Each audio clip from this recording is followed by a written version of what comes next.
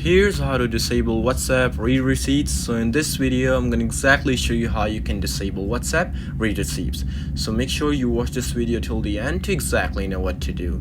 This method is for both iPhone and Android. So yeah, let's just jump into it. First of all, go to WhatsApp. So once you're in WhatsApp, here as you can see, just go to your chat or whatever just to check the blue ticks. So here as you can see that my read receipts is turned on, and here once I press on it, and you can see that read means the blue tick means the guy have read your chat, or if it's on gray it means it's on delivered.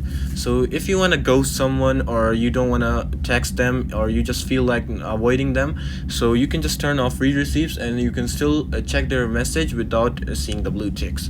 So just go to your settings. Once you go to settings, scroll down a bit until you see privacy. Press on privacy, and once you're in privacy, scroll down a bit more until you see read receipts.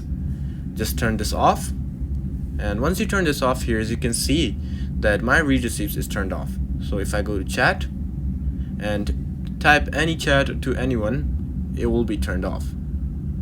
So here I just wrote something to myself, but as you know it's an example, but if I write anything to anyone else it won't show up because my read receipts are basically turned off.